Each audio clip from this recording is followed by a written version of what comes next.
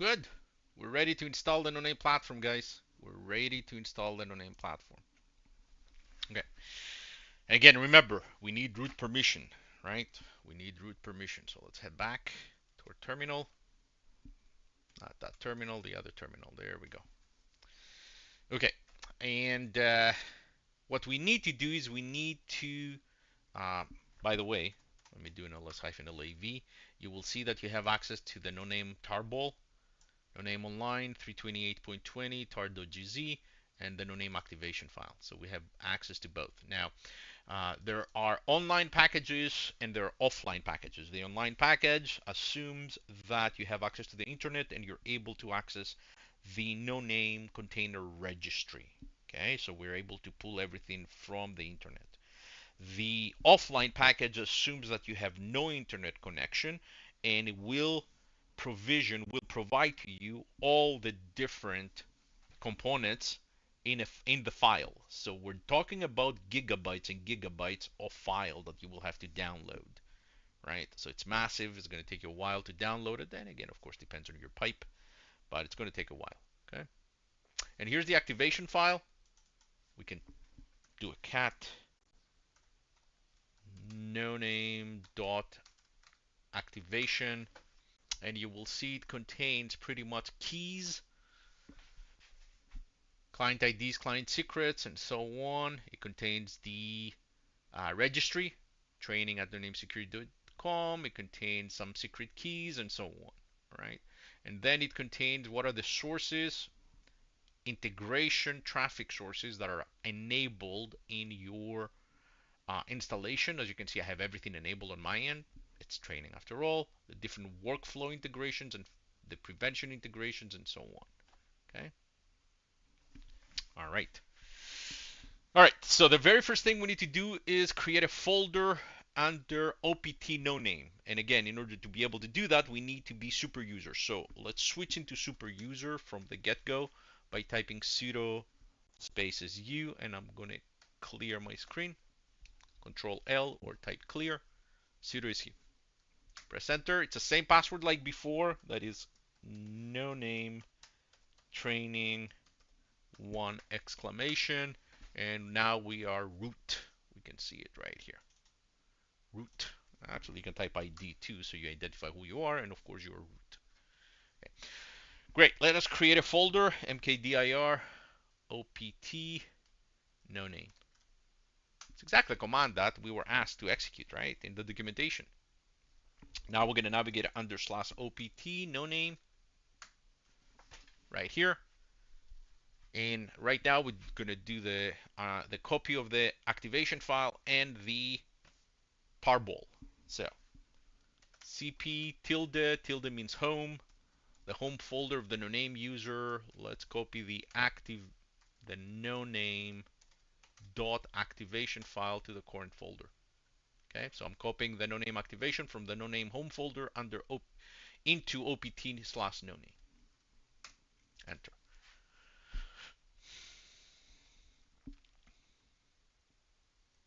The next command is to untar. So we're going to say tar xvfz extract verbosely a file that is zipped, and we're going to do the same exact thing.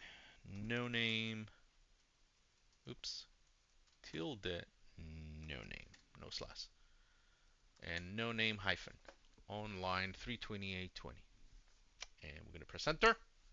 And now we're going to wait until the whole thing is extracted. It shouldn't take more than like a few seconds. There you go. The whole thing is extracted. There's a couple of things that I need to talk about.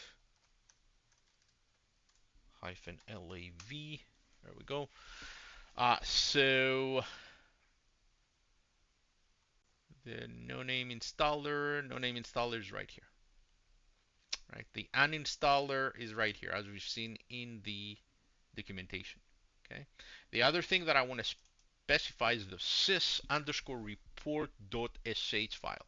Executing the sys report.sh is going to collect information about your system, is going to zip them up, and you need to take that file and communicate it to our support. If you have any issues, if you ever require support, with respect to your installation, run this script, have it communicate all the details, right? All the details back to our support about your system and so on. Okay. All right. Great.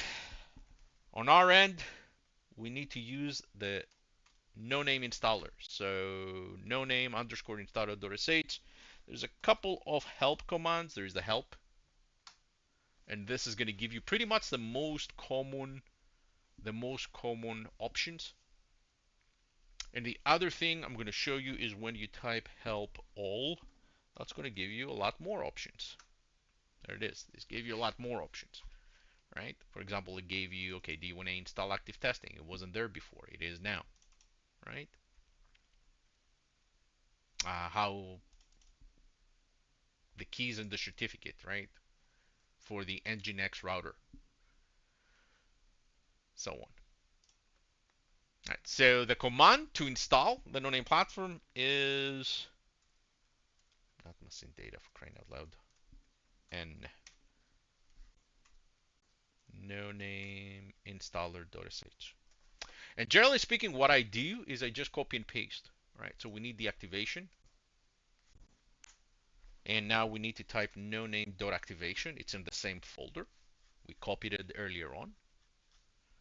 We're going to do a full installation on our end. Now, I do know some of you prefer to have an external database, right? You have your own Postgres somewhere, so you will have to use this full installation with external DB, right? In order to be able to use an external database. All that is documented, guys. Okay.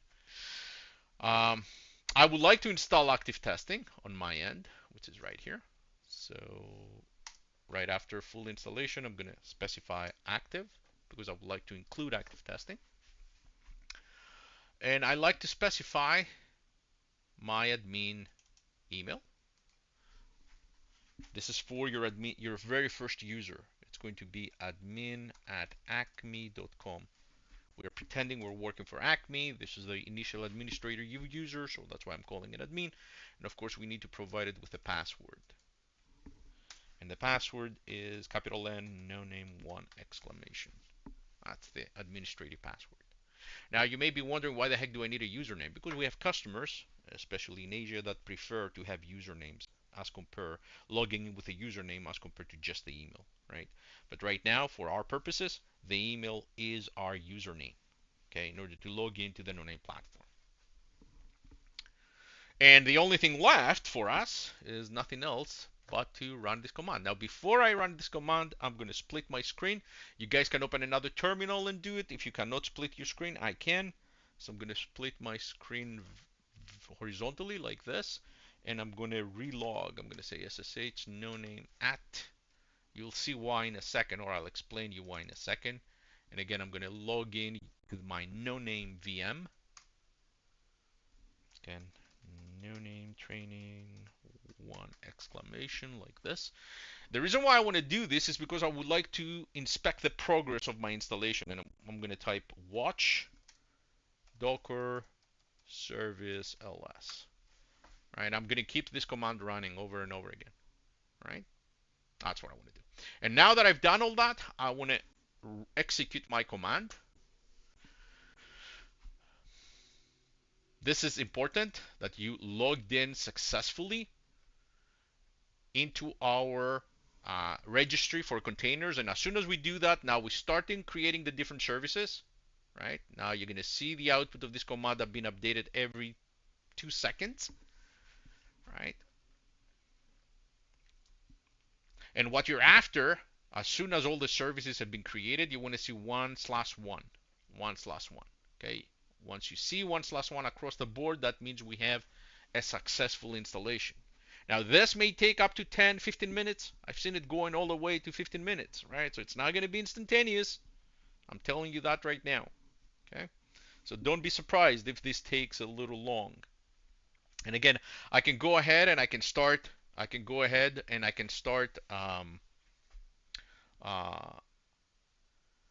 don't know, fast forward, pause it. I don't know. I choose not to do that, right? Instead, I'm going to go normal speed and I'm going to wait until this thing is installed, right? Right now, by the way, right now that uh, that, I don't know, timer that you see here, that ASCII timer that you see on the top terminal, that indicates that we're trying to download the different containers, right? The different containers are being downloaded from the registry. And as soon as one container gets downloaded, as soon as the image of that container gets downloaded, then we're going to create an instance of that container, right? And we will know that everything is going well as soon as we see 1/1 across some of these, right? Some of these. All right, so this is a good opportunity for me to explain to you what are the different components, right? So here's, thankfully, for active testing, everything is prefixed with active. So you have the active backend, the active frontend, the active Hasura, active lab, active worker. All of these different components are responsible for active testing. And if you pay attention, we already have a few 1/1s, right? So we have the active frontend is already running, the service is already running, we have the active lab already running, we have the noname v3 integrations already running. And as time goes by, we'll see more. Look at this, Nginx. Okay, Nginx is running as well.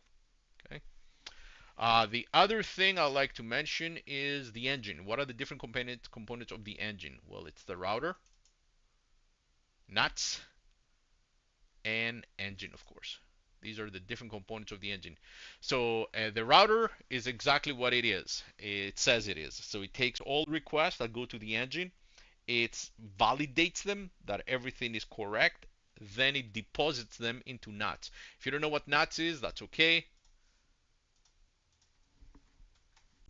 Nuts.io, I think. Yep, nuts.io. Connective technology for adaptive edge. It's not something we came up with. It's something that is used, right, by tons of companies, as you can see. And pretty much it's a messaging. It's a messaging system. That's what NATS is. It's a messaging system, right? It contains queues, topics, and so on. So you're able to communicate information across the board. Okay, that's what it is. So if I go back to my terminal very quickly, back to my terminal very quickly. So NAT, the router, deposits information to NATs, and the engine is pulling information to the NAT. So it's a queue, right? With respect to our engine, it's a queue. That's it. And it receives the information, it ingests the information, identifies the APIs, and so on. Okay, that's what it does. Now, sometimes you may see some of these. I haven't seen it happening um, recently. I haven't seen it happening recently. Is that some of them, because there are prerequisites for others, they may fail, right? They may fail to start initially, but because of Docker Swarm is self-correcting, as soon as the prerequisite components are running, containers are running, then the ones that are dependent upon them, they will start as well. So don't be alarmed. Don't be alarmed. Now, if you wait for 20, 30 minutes and you still see zeros, you have a problem. So you better reach out to us. You better reach out to us. Okay? And that's what you see right here. This is what you see right here. Okay? So there we are. We have some of them are starting already, right? Some of them are starting already.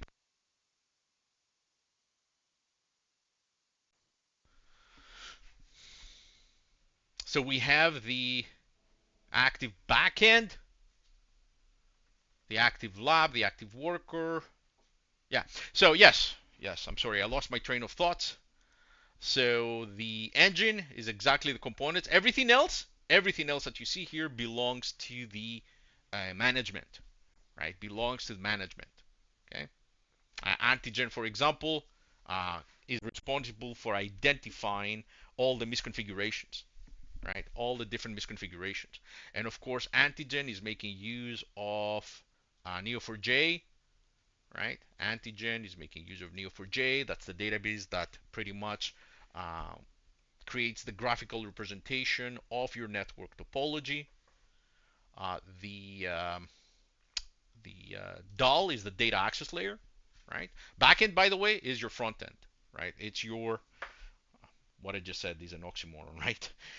So the backend is serving your JavaScript your JavaScript code that runs on your browser, and then the JavaScript code that runs on your browser makes requests to the backend in order to render different pages and so on. Right? That's the user experience pretty much. DAL is a data access layer. In order to access the database Postgres, you have to go through the data access layer. So everything goes to the data access layer. Okay. Hasura is in between the database and DAL. Hasura is a third-party system responsible for pretty much creating a GraphQL set of queries for your database. It enables GraphQL to your database topology. Okay. Integrations, everything you see integrations right here, it's all about driving the integrations, source integrations primarily between the noname platform and uh, you guys. Okay, it's just the front end, usually just the front end. They do a lot more, like the adapter, for example, does more than just that. It pretty much periodically checks for information about your prevention and your traffic sources from the database into the front end. Okay. All right. So Nginx, that's your router, of course. All traffic goes through Nginx. The no auth that you see right here, always, every time you see no auth, that means no name, right? So no name authentication. So if you have any service accounts, they are operator, they're managed by no auth. No name manage is how we're able to pretty much automatically update your remote engines, right? So it does the management lifecycle of the remote engines. No queue is just a queue. It's just a queue that is hooked up to the database. So when there are events, when there are triggers executing in the database, they deposit those events into the queue, and this queue is going to go and push information to the user interface. Right? The platform is the component that is responsible for pretty much I don't know, quite a few things. One of which is your management APIs, right? You want to access the management APIs, they're going to go through the platform, just to give you an idea. And more things like this, right? Um, Postgres, the database, the router we talked about, syslog ng, next generation. This is if you would like to integrate with syslog, and so on. Okay, and the integrations I already mentioned. And while I was explaining all that, uh, we're good to go, right? Installation ended successfully, and I see 1-1 across the board. The only exception is Active Hasura. I'm going to tell you right now, it's not a concern because I see the installation ended successfully right here. And I bet money that if we give it a bit of time, this 0 is going to change to 1. There's always, often I notice a latency in one of these zeros being updated into 1. It's not just for Active Hasura. Any one of these components can be on that state. But we're good to go because I see this installation ended successfully, guys. Okay, so this is what you're after, right? And again, if we wait enough, this 0 is going to switch to 1. Okay, this 0 is going to switch to 1. So we're good to go with respect to our installation. And with this, we completed this section of the class, guys. We completed this section of the class. We're going to validate whether everything is good to go next.